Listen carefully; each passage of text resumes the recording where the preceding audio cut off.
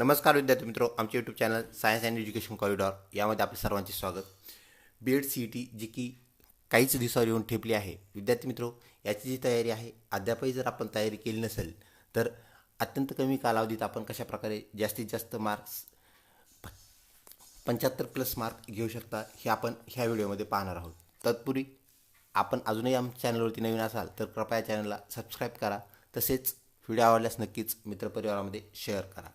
तर विद्यार्थी मित्रों, चला पाहूया या संदर्भात असणाऱ्या व काळजी घेण्याची गरज असणाऱ्या बाबी. विद्यार्थी मित्रों, BED CETचा जो अभ्यासक्रम आहे तो आपल्याला सर्वात अगोदर ज्ञात असणं गरजेचं आहे, म्हणजे माहीत असणं गरजेचं आहे. त्यात असणारे जे मुख्य 3 घटक आहेत, पहिला घटक बुद्धिमत्ता, दुसरा घटक जनरल नॉलेज म्हणजे सामान्य ज्ञान आणि तिसरा घटक टीचर ॲप्टिट्यूड. विद्यार्थी मित्रों, हा आपल्याला परिपूर्ण ज्ञात असला पाहिजे. त्यानंतर विद्यार्थी मित्रों, तो सर्व जे घटक आहेत म्हणजे तिन्ही घटक आणि त्यातील उपघटक हे आपल्याला मुखोद्गत म्हणजे ज्याला आपण पाठ असले पाठांतर असणे असं म्हणत असतो.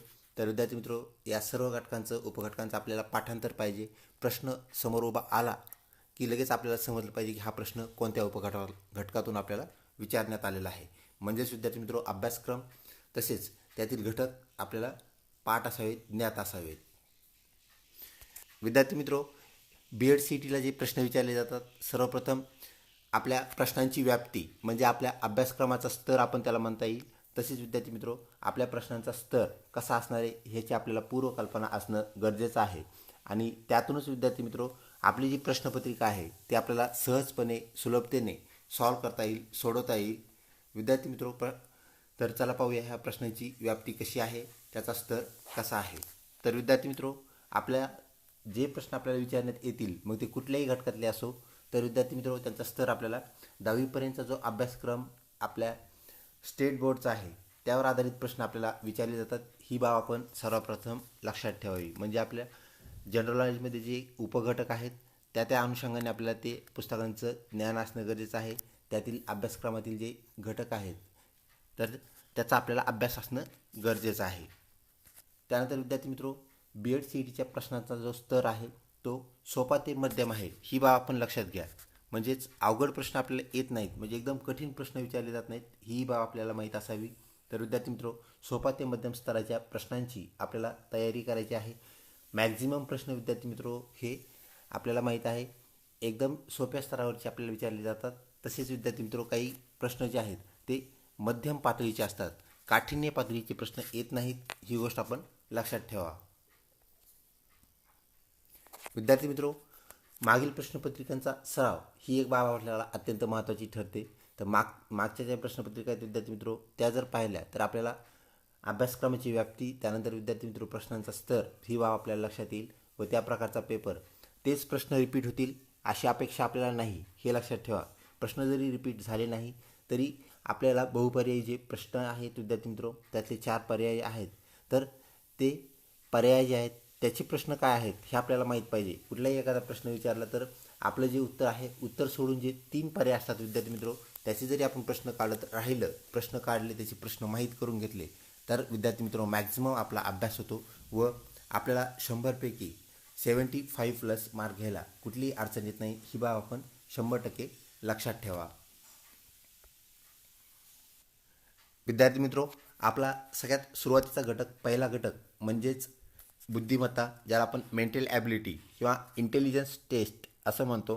विद्यार्थी मित्रों, त्यातले जे उपघटक आहेत ज्यावरती आधारित आपल्याला प्रश्न विचारण्यात येणार आहेत त्याची आपण तयारी करणं अपेक्षित आहे, गरजेचं आहे. जसं की विद्यार्थी मित्रों, पहिलाच आपला जो उपघटक आहे तो म्हणजेच सिरीज, ज्याला आपण मालिका असं म्हणतो. तर मालिका या घटकातून तब्बल विद्यार्थी मित्रों आपल्याला 6 प्रश्न विचारले जातात. तर विद्यार्थी मित्रों प्रत्येकी 1 गुण, ह्या हिशोबाने 6 प्रश्नांना 6 गुण, ही बाब आपण लक्षात ठेवा.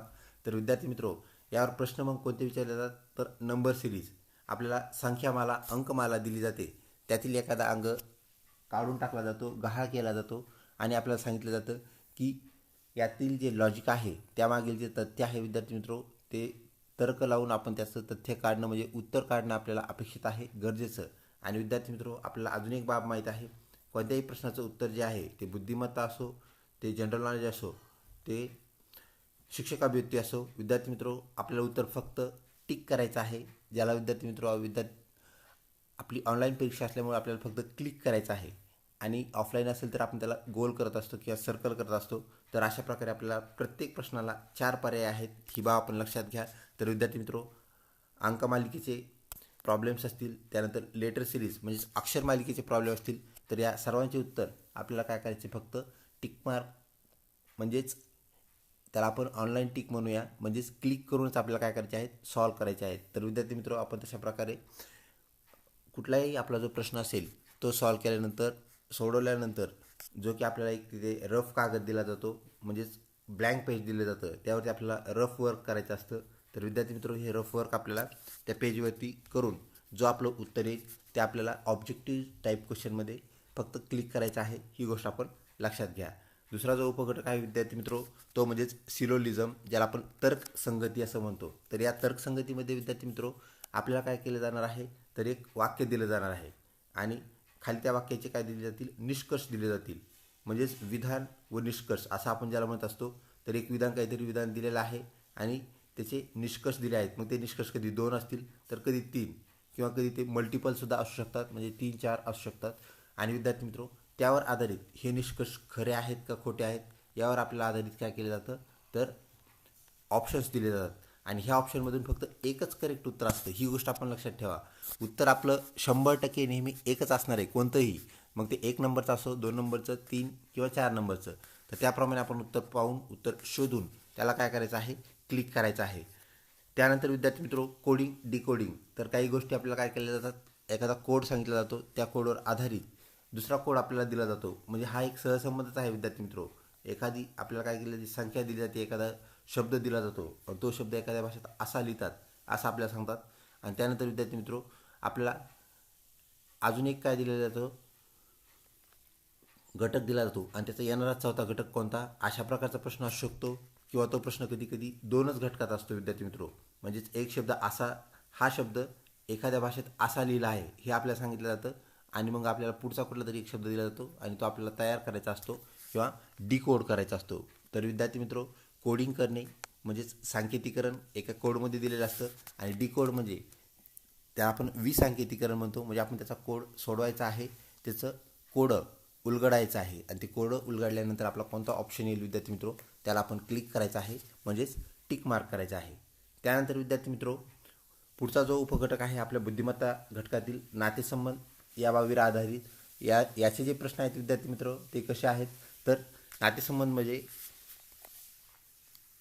रक्तातील जे नाते असतात त्या नात्यावर आधारित आपल्याला प्रश्न विचारले जातात. म्हणजेच एखादा मुलगा जो आहे त्याचा कोणीतरी नातलग, त्या मुलाच्या नातलगाचा नातलग असं करून आपल्याला विद्यार्थी मित्र शेवटला प्रश्न विचारला जातो की त्या मुलाचा तो शेवटला सांगितलेला जो व्यक्ती आहे ह्यांचं नातं काय. म्हणजे एक नात्यांचं जाळं असतं, ती एक चैन म्हणजेच साखळी असते. तर विद्यार्थी मित्रो या आधारावर आपल्याला प्रश्न विचारले जातात. त्याचेही प्रश्न विद्यार्थी मित्रो आपण इथे पाहू शकता. त्याची प्रश्नसंख्या 5 आहे ह्या घटकातील आणि त्यासाठी आपल्याला 5 गुण असणार आहेत. म्हणजेच विद्यार्थी मित्रो आपल्याला 100 प्रश्न 100 गुण ही आपली बाब आपण लक्षात ठेवा.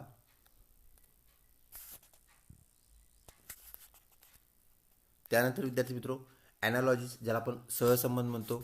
तर 2 घटकातील संबंध आपल्याला दिला जातो, त्यानंतर एक घटक डॅश करून मग तो तिसरा किंवा चौथा डॅश केला जातो आणि अजून एक घटक आपल्याला दिला जातो. म्हणजेच विद्यार्थी मित्रो ह्या 3 घटकाची एक लिंक असते, त्या 3 घटकाच्या लिंकमधून आपल्याला चौथा घटक मग तो 3 नंबरला असो किंवा तो 4 नंबरला असो तो आपल्याला शोधायचा असतो. त्याला आपण सहसंबंध सांगणे, सहसंबंध स्पष्ट करणे असं म्हणतो. त्यानंतर विद्यार्थी मित्रो वर्गीकरण क्लासिफिकेशन. तर ह्याच्यात 3 संज्ञा ज्या असतात विद्यार्थी मित्रो त्या सारख्या असतात आणि एक संज्ञा काय असते वेगळी. मग यावरच्या आधारित प्रश्न विद्यार्थी मित्रो शाब्दिक येऊ शकतात, ते अशाब्दिक येऊ शकतात, म्हणजे आकृतीच्या स्वरूपात येऊ शकतात किंवा ते शब्दाच्या स्वरूपात येऊ शकतात. तर विद्यार्थी मित्रो उदाहरणार्थ एखादा प्राण्यांचा गट आहे, म्हणजेच काय, तर मासा असेल, त्यानंतर माणूस असेल, त्यानंतर वानर असेल आणि त्यानंतर गाय असेल. तर यावरून आपल्याला कळतं विद्यार्थी मित्रो 3 प्राणी जे आहेत ते एका गटातील आहेत, म्हणजे ते जमिनीवर राहणार आहेत, ज्याला आपण भूचर म्हणतो. माकड जरी झाडाला राहत असेल तरी झाडं हे जमिनीवर असतात हे लक्षात घ्या. परंतु मासा हा स्ट्रिक्टली पाण्यातच राहतो, तो पाण्याच्या बाहेर येत नाही, म्हणजे जमिनीवर कधीही येत नाही, म्हणजे तो वेगळा घटक असणार आहे. तर अशा प्रकारे विद्यार्थी मित्र आपल्याला 3 घटक सारखे दिले जातात, एक घटक वेगळा असतो, त्याप्रकारे तो शोधायचा असतो. त्याला आपण वर्गीकरण करणे म्हणतो, क्लासिफिकेशन म्हणतो. त्यावर आधारित विद्यार्थी मित्र तब्बल आपल्याला 7 प्रश्न विचारले जाणार आहेत. तर ते वेगवेगळ्या स्वरूपात असतात, हेही लक्षात घ्या. प्रश्न सगळे जे आहेत विद्यार्थी मित्र ऑनलाईन क्वेश्चन्स आहेत. एकदम सोप्या पद्धतीने आपल्याला त्याचं काय करायचं असतं, एका शब्दामध्ये, ज्याला आपण ऑप्शन असं म्हणतो, शब्दामध्ये उत्तर आपल्याला शोधायचं असतं, काढायचं असतं. त्यानंतर विद्यार्थी मित्र प्रॉब्लेम्स ऑन डायस. डायस आपल्या परिचयाचा आहे, ज्याला आपण काय म्हणत असतो विद्यार्थी मित्र, फासा म्हणत असतो. तर या फाश्यावर आधारित आपल्याला प्रश्न विचारले जातात. फाश्यावरती असणारे जे डॉट, ज्याला आपण टिंब असंही म्हणतो, तर हे डॉट्स जे आहेत विद्यार्थी मित्र, फाश्याचा जर पुढच्या साईडला इकडं इतके डॉट्स असतील, ह्या साईडला हे, तर तो फासा पलटल्यानंतर कसे डॉट्स येतील, यावर आधारित विद्यार्थी मित्र आपल्याला 3 प्रश्न विचारले जातात. तर हे 3 प्रश्नाचे जे उत्तर आहेत विद्यार्थी मित्र, त्याप्रमाणे आपल्याला सॉल्व्ह करायचे आहेत. एकतर हे प्रश्न आपल्याला डायरेक्ट फासा दाखवून विचारले जातात, किंवा ते शब्दामध्ये विचारले जातात, म्हणजे शाब्दिक किंवा अशाब्दिक प्रश्न आपल्याला या घटकातून आलेले पाहायला मिळतात. अशा प्रकारे विद्यार्थी मित्र या ज्या बाबी आहेत त्या आपण काय करायच्या आहेत, लक्षात घेऊन याचा अभ्यास करून सॉल्व्ह करायचे आहेत. विद्यार्थी मित्र, अभ्यासक्रमाची व्याप्ती व स्वरूप एकदम सोपं आहे, साधा आहे. त्यामुळं BEd CETमध्ये मोठा स्कोअर करणं ही काही फार अवघड बाब नाही, ही आपण निश्चित याची खात्री बाळगावी. व्हिडिओ आवडत असल्यास नक्कीच लाईक करा, तसेच मित्र व परिवारामध्ये शेअर करायला विसरू नका. विद्यार्थी मित्र, 2 नंबरचा जो आपला घटक आहे त्याचं नाव आपल्याला परिचयाचं आहे, सामान्य ज्ञान, जनरल नॉलेज. एक अजून लक्षात घ्या विद्यार्थी मित्र, प्रश्नांचा स्तर हा सोपा ते मध्यम आहे. तर विद्यार्थी मित्र, यातलं जनरल नॉलेज ज्या इतर स्पर्धा परीक्षा आहेत त्याप्रमाणे कठीण नाही, हे लक्षात घ्या. तसंच ते सूक्ष्म पण नाही, एकदम बारीक किंवा कुठला तरी एकदम मायक्रो प्रश्न विचारला जाईल अशी बाब आपल्याला झालेली पाहायला मिळत नाही. तर वरवरचं नॉलेज आपण ज्याला म्हणूया, किंवा ढोबळ असलेलं नॉलेज, एकदम मोठे भडक असलेले प्रश्न आपल्याला विचारले जातात. तर विद्यार्थी मित्र, प्रश्न फक्त विचारले कोणत्या घटकातून जातात, म्हणजेच उपघटकातून, ते आपण पाहूया. तर विद्यार्थी मित्र, आपल्या पहिल्या प्रश्नाचा जो गट आहे तो म्हणजेच लोकल किंवा स्थानिक प्रश्न. विद्यार्थी मित्र, लोकल स्थानिक प्रश्नामध्ये म्हणजे फक्त तुमच्या जिल्ह्यातले प्रश्न नाही, तर तुमच्या राज्यातले प्रश्न. तर महाराष्ट्र राज्यातील भौगोलिक असेल, राजकीय असेल, तर ह्या ज्या बाबी आहेत विद्यार्थी मित्र, स्थानिक प्रश्न म्हणजेच महाराष्ट्रातील घडामोडीवर आधारित प्रश्न असं आपण म्हणू. तर त्या विविध क्षेत्रातील घडामोडी असतील त्यावर आधारित प्रश्न आपल्याला 4 विचारले जातील, आणि आपल्याला त्यासाठी 4 गुण असतील. त्यानंतर विद्यार्थी मित्र, आपल्याला 3 प्रश्न हे नॅशनल म्हणजेच राष्ट्रीय पातळीवर विचारले जातील. त्या 3 प्रश्नासाठी विद्यार्थी मित्र 3 गुण असणार आहेत. आपल्याला माहीत आहे प्रति प्रश्न 1 गुण आहे. मग प्रश्न तो कुठल्याही घटकातला असो, कुठल्याही उपघटकातला असो, गुण आपल्याला सारखे असलेले, म्हणजे एका प्रश्नासाठी एकच गुण असल्याला आपल्याला पाहायला मिळतं. त्यानंतर विद्यार्थी मित्र, आंतरराष्ट्रीय स्तरावर जे प्रश्न आपल्याला पाहायला मिळतील, तर त्यातून 2 प्रश्न आपल्याला विचारले जातील. हे 2 प्रश्न 2 गुणांसाठी असणार आहेत. विद्यार्थी मित्र, आंतरराष्ट्रीय स्तरावरील प्रश्न म्हणजे ते भौगोलिक असतील, सामाजिक असतील, काही नवीन घडामोडी असतील, त्यावर आधारित आपल्याला प्रश्न विचारले जातील. तर विद्यार्थी मित्र, आयफेल टॉवर हे कोठे स्थित आहे, हा पण आंतरराष्ट्रीय प्रश्न आहे, हे लक्षात घ्या. भौगोलिक घटनेवरती आधारित, म्हणजे आपण लोकेशन त्याचं विचारतोय, जागा विचारतोय, शहर विचारतोय किंवा गाव विचारतोय. तर विद्यार्थी मित्र, त्या प्रकारचे प्रश्न आपल्याला ह्या उपघटकामध्ये पाहायला मिळतील.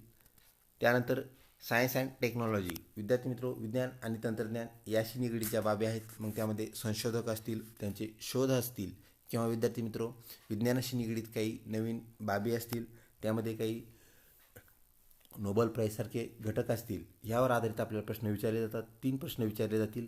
3 प्रश्नासाठी 3 गुण असणार आहेत, ही बाब आपण लक्षात घ्या. पुढचा प्रश्न विद्यार्थी मित्र आपला जो असणार आहे, तर तो उपघटक इतिहास या बाबीतून असणार आहे. ऐतिहासिक ज्या घडामोडी आहेत यावरती मॅक्झिमम प्रश्न, म्हणजेच विद्यार्थी मित्र ह्या 3 पैकी 2 प्रश्न जे आहेत ते आपल्याला महाराष्ट्राच्या इतिहासावरती आधारित विचारले जातील.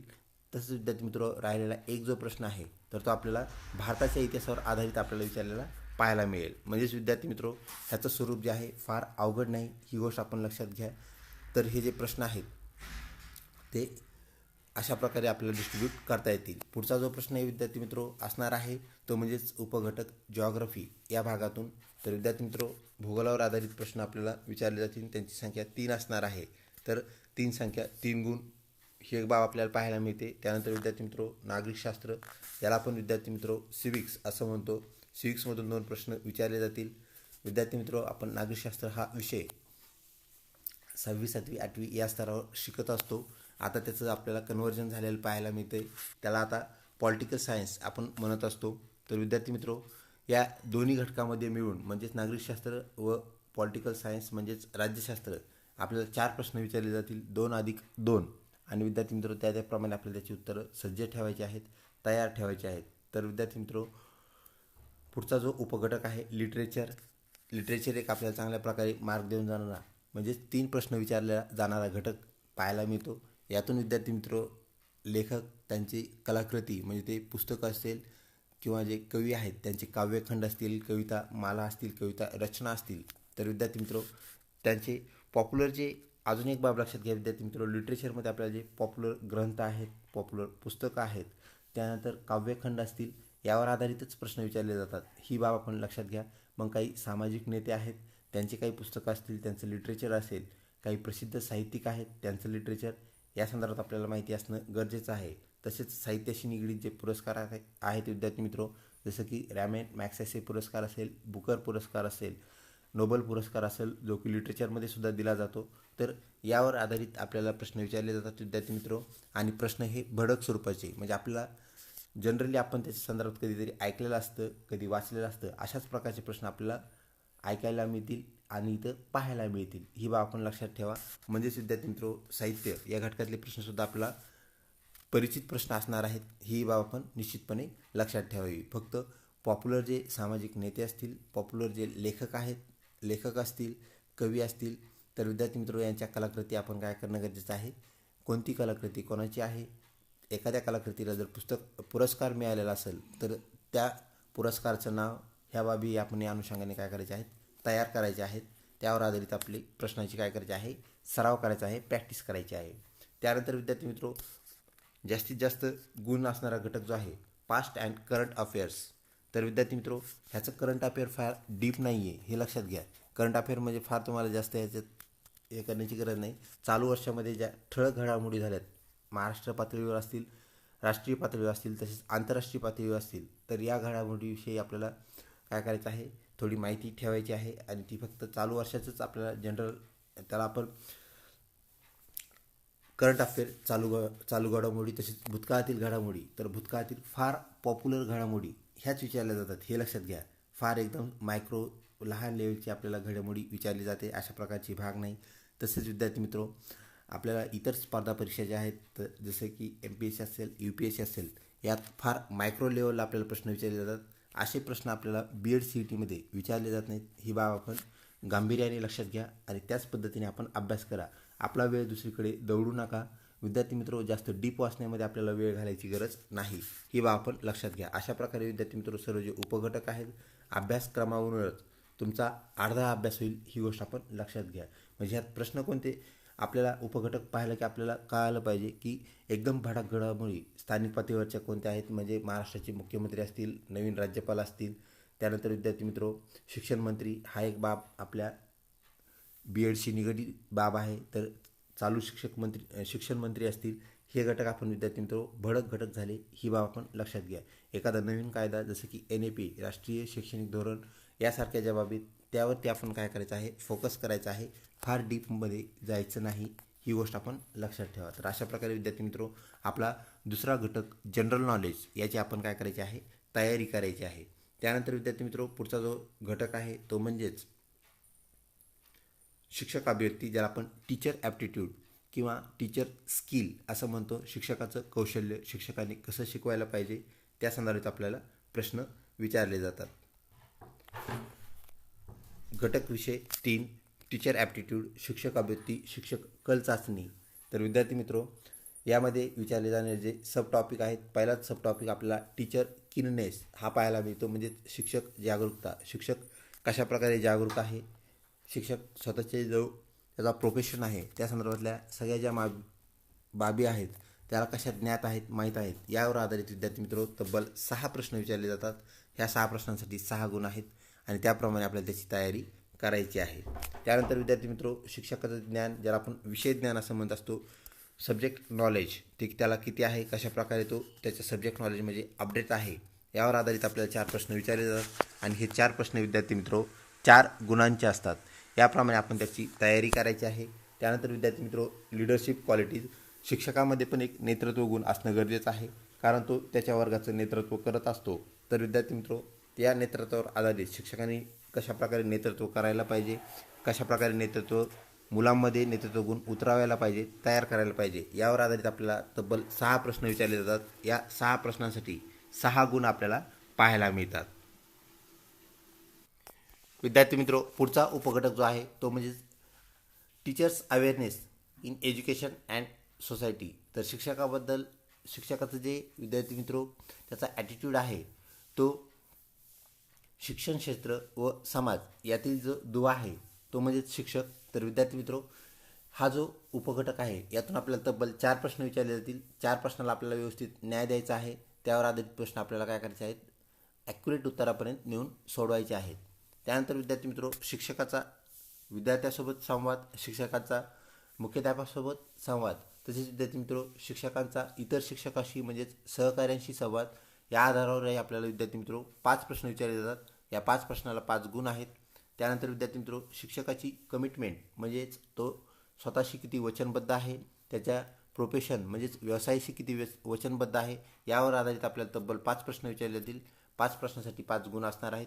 या प्रकारे विद्यार्थी मित्र आपल्याला ह्या घटकाची 30 गुणांसाठी काय करायचे आहे, तयारी करायची आहे. म्हणजेच विद्यार्थी मित्र पहिला जो घटक आहे ज्याला आपण बुद्धिमत्ता असं म्हटलं, दुसरा घटक सामान्य ज्ञान, त्याला 30 गुण म्हणजेच बुद्धिमत्तेला 40, सामान्य ज्ञानाला 30 व शेवटच्या घटकाला 30 गुण, असे एकंदरीत आपल्याला विद्यार्थी मित्र 100 गुणांचा पेपर जो आहे आपल्यासमोर असणार आहे आणि तो पेपर आपल्याला 90 मिनिटांमध्ये सॉल्व करायचा आहे, सोडवायचा आहे, ही बाब आपण लक्षात ठेवावी. विद्यार्थी मित्रो आता आपण मुख्य विषयाकडे वळूया. तो म्हणजेच BEd CETचे जे प्रकार आहेत त्यामध्ये विद्यार्थी मित्रो 3 प्रकारचे फॉर्म आपण भरलेले आहेत. कुणी जनरल BEd CETचा फॉर्म भरला असेल, कुणी स्पेशल BEd CET, तर काही विद्यार्थ्यांनी ELCT इंग्लिश लँग्वेज टेस्ट जी आहे याचा फॉर्म भरलेला असेल, म्हणजेच इंग्रजी माध्यमासाठी त्यांनी फॉर्म भरला असेल. तर विद्यार्थी मित्रो BEd CET जनरल जी आहे, ज्याला आपण सामान्य BEd असं म्हणतो, मराठी मीडियम BEd असं म्हणतो. तर विद्यार्थी मित्रो ही BEd CET आपल्याला 100 गुणांची पाहायला मिळते, ज्याचं वितरण आपण आत्ताच पाहिलं. तसेच विद्यार्थी मित्रो स्पेशल म्हणजेच विशेष BEd जे आहे, जे की मूकबधीर बांधवांसाठी आहे. तर विद्यार्थी मित्रो यांचं जे BEd आहे त्यांची पण CET आपल्याला 100 गुणाची, व ELCT ही जी CET आहे विद्यार्थी मित्रो इंग्रजी मीडियमची, ती आपल्याला 100 अधिक 50 म्हणजे अधिक ते 50 गुणांची CET आपल्याला ही पाहायला मिळते. तर विद्यार्थी मित्रो 150 मार्क्सची जी CET आहे म्हणजेच ELCT CET, तर विद्यार्थी मित्रो यांना पहिल्या पेपरसाठी आपल्याला 90 मिनिटे वेळ व दुसऱ्या पेपरसाठी 60 मिनिटे म्हणजेच विद्यार्थी मित्रो 150 मिनिटांचा त्यांना वेळ आहे.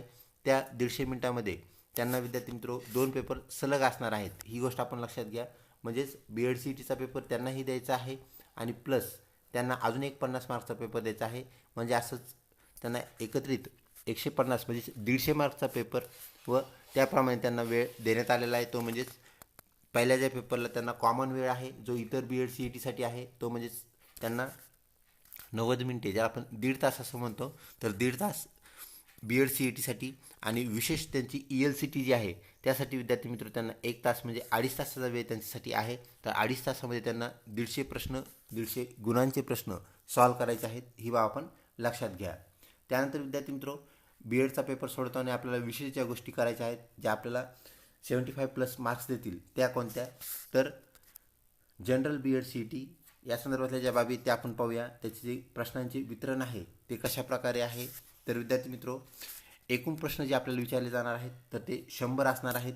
त्यामध्ये विद्यार्थी मित्रो आपल्याला माहीत आहे पहिला जो घटक आहे तो म्हणजेच बुद्धिमत्ता, यावर आधारित 40 प्रश्न विचारले जातील. तर विद्यार्थी मित्रो हे जे 40 प्रश्न आहेत, प्रश्न क्रमांक 1 ते प्रश्न क्रमांक 40 हे त्यांचे काय असतील विद्यार्थी मित्रो, क्रमांक असतील. म्हणजेच प्रश्न 1 ते 40 हे प्रश्न आपल्याला फक्त मेंटल ॲबिलिटीचे पाहायला मिळतील, ही बाब आपण लक्षात ठेवावी.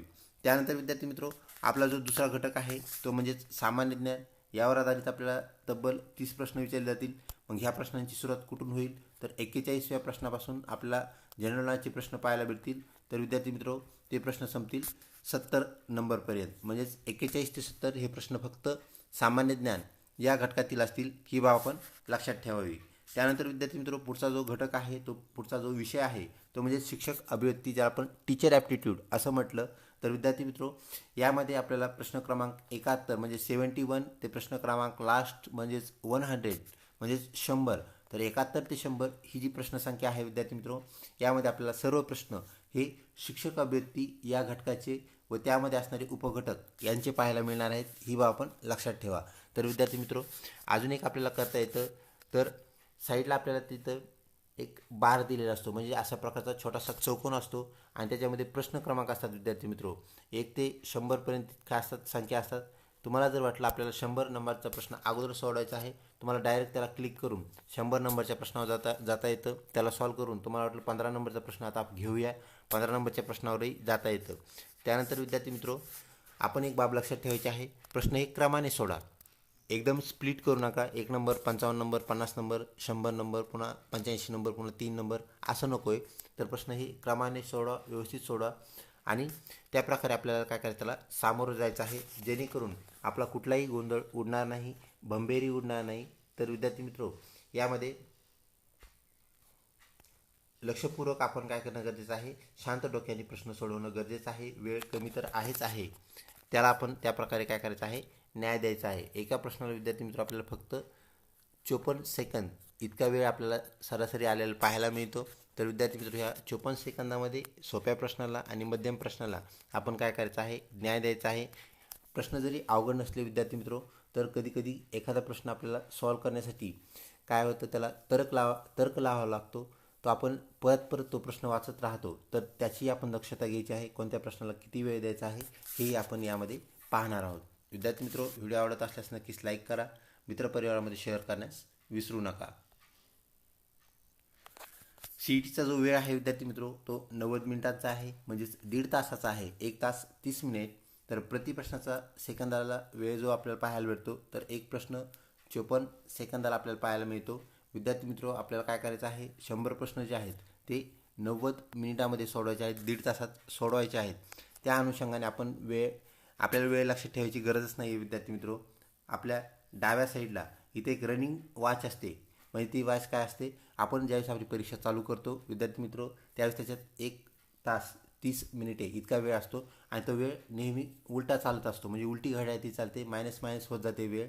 आणि शेवटला विद्यार्थी मित्र आपला वेळ संपल्यानंतर ती घड्याळ जी आहे ती 00 होते आणि 00 झाल्यानंतर पेपर आपला काय होतो, आपोआप सबमिट होतो, जमा होतो. तर विद्यार्थी मित्र त्याप्रकारे आपण त्या वेळेवर नेहमी लक्ष ठेवायचं आहे आणि तसं टेन्शन घ्यायचं नाही, म्हणजे वेळ कमी कमी होत चालला म्हणजे घाबरायचं नाही.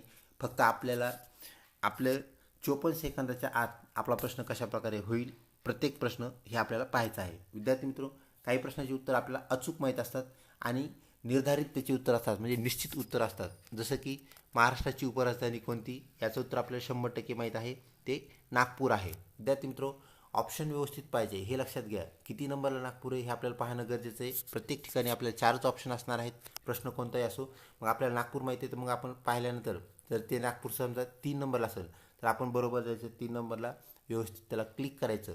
पण ही गोष्ट विद्यार्थी मित्र किती सेकंदात होईल, तर 10 ते 20 सेकंद ह्याला फार वेळ झाला. कशामुळे, कारण त्या प्रश्नाचं आपल्याला अचूक उत्तर माहीत आहे आणि विद्यार्थी मित्र त्याचं उत्तर निश्चित आहे, म्हणजे 2 उत्तरामध्ये आपल्याला अशी टक्कर होणार नाही की मग उपराजधानी कोणती असेल असं होणार नाही. तर ज्या प्रश्नाचे उत्तर आपल्याला निश्चितपणे माहीत आहेत त्यांना आपण फक्त 10 ते 20 सेकंद एवढाच वेळ घ्यायचा आहे. त्या वेळेत ते आपल्याला झाले पाहिजेत, क्लिक झालं पाहिजे आणि क्लिक झाल्यानंतर विद्यार्थी मित्र यातले काही सेकंद उरतील.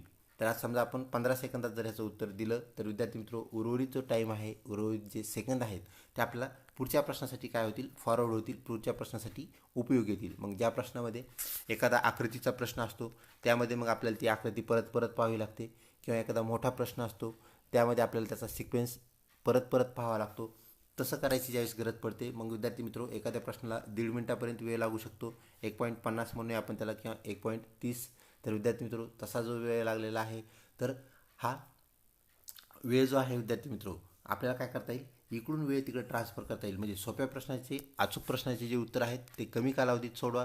त्यानंतर विद्यार्थी मित्र काही प्रश्नामध्ये आपल्याला गणकीय, ज्याला आपण कॅल्क्युलेशन्स असं म्हणतो, म्हणजेच गणितीय किंवा गणकीय तर गणकीय उत्तरे जी आहेत, निर्धारित करायची उत्तरे, त्याला आपल्याला थोडा वेळ जास्त लागू शकतो. त्यामध्ये 1 ते 1.5 मिनिट वेळ आपण त्याला काय करायचं आहे, खर्च करायचा आहे.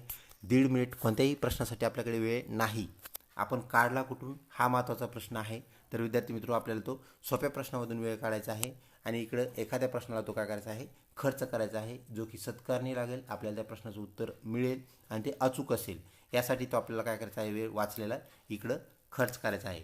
त्यानंतर विद्यार्थी मित्र, एखादा प्रश्न आपल्याला फार जर अवघड वाटला, आता प्रत्येक प्रश्न सोपा आहे का अवघड हे आपल्याला किती प्रश्न येतात ह्यावर ते अवलंबून असतं. ही बाब आहे. सर्व प्रश्न मध्यम ते सोपे असतील यात काही शंका नाही. परंतु विद्यार्थी मित्र, त्यातला एखादा प्रश्न आपल्याला अवघड वाटू शकतो, हे लक्षात घ्या. तर तसं जर झालं, एखादा तर्क असणारा प्रश्न ज्याच्यामध्ये अल्फाबेट सिरीज असेल, नंबर सिरीज असेल, त्यामध्ये आपल्याला जर वेळ लागत असेल, तर विद्यार्थी मित्र, फक्त एखाद्याच प्रश्नाला आपल्याला 2 ते 3 मिनिट देता येतील, हे लक्षात घ्या. प्रत्येक प्रश्नाला तुम्ही 2-3 मिनिट देऊच शकणार नाहीत, कारण वेळ तितका नाही आहेच. बऱ्याच वेळेस मुलांचं काय होतं, विद्यार्थ्यांचं काय होतं, तर ते प्रश्न त्यांचे सोडवायचेच राहून जातात. आणि असंही असू शकतं विद्यार्थी मित्र, सुरुवातीचे आपण प्रश्न सोडवायला लागलो, ते प्रश्न आपल्याला अवघड वाटू शकतील, पण पुढच्या सेक्शनमधले प्रश्न अतिशय सोपे वाटतील. म्हणून आपण 1 ते 100 सर्व प्रश्न अटेंड आपल्याला तिथपर्यंत जाणं झालंच पाहिजे, ही गोष्ट आपण लक्षात घ्या. म्हणजे सर्व प्रश्न आपण पाहिलेलेच पाहिजेत. असं होऊ नये की पुढं फार प्रश्न सोपे येऊ लागले, परंतु माझा वेळ 1.5 तास 1 तास 30 मिनिट अगोदरच संपला, असं कधीही होऊ नये, ही गोष्ट आपण लक्षात घ्या. म्हणून एखाद्याच प्रश्नाला जास्त वेळ द्या आणि तुम्हाला जर तिथं उत्तर निश्चित होत नसेल, येत नसेल, तर 100% तो प्रश्न विद्यार्थी मित्र आपल्याला काय करता येईल, आपल्या अंदाजानुसार त्याचं स्केच शेवटला काय करायचं, एक अंदाजित जे आपल्याला उत्तर वाटेल, मग ते 1 नंबर, 2 नंबर, 3 नंबर, 4 नंबर, तर आपल्याला 50-50 असं झालेलं पाहायला भेटू शकतं विद्यार्थी मित्र. ज्यावेळेस 50-50 होईल, त्यावेळेस मग तो प्रश्न सोडून न देता, कारण आपल्याला निगेटिव्ह मार्किंग नाही आहे विद्यार्थी मित्र. निगेटिव्ह मार्किंग जर असेल तर 100% प्रश्नाचं ते उत्तर आपल्याला सॉल्व करता येणार नाही, देता येणार नाही. परंतु निगेटिव्ह मार्किंग नसल्यामुळे आपल्याला एक चान्स आहे. अंदाजित उत्तर आपण 50-50% झाल्यानंतर कोणत्याही 2 उत्तरापैकी जे आपल्याला 50-50% वाटतात, मग ते पहिलं दुसरं असेल, दुसरं तिसरं असेल, तिसरं चौथं असेल, ज्याच्यामध्ये आपल्याला 50-50% वाटते, मग त्यातलं कुठलं तरी एक उत्तर निश्चित करून आपण पुढे जायचं आहे, तिथं थांबायचं नाही, ही गोष्ट आपण लक्षात घ्या. त्यानंतर विद्यार्थी मित्र, आपली जी मार्किंग स्कीम आहे, त्या मार्किंग स्कीमप्रमाणे आपण चालायचं आहे. या अनुषंगाने आपण पेपर सॉल्व केल्यानंतर कुठलीही आपल्याला अडचण येणार नाही. विद्यार्थी मित्र, अत्यंत कमी वेळ राहिलेला आहे. या वेळेत आपण सर्व प्रश्नांचे जे सराव आहेत त्याला न्याय द्या. आपण सराव करा, कंटिन्यू अभ्यास करत राहा आणि चांगल्या प्रकारे आपले पेपर सॉल्व करा. आमच्या चॅनलतर्फे आपल्या सर्वांना पेपरसाठी हार्दिक शुभेच्छा. कुठल्याही प्रकारची अडचण कोणत्याही वेळेला जर आली तर कमेंट बॉक्समध्ये आमच्याशी संपर्क साधा. नक्कीच आपल्या कमेंटला उत्तर दिलं जाईल. लवकरच भेटू अशाच माहितीपूर्ण व्हिडिओसोबत. तोपर्यंत धन्यवाद.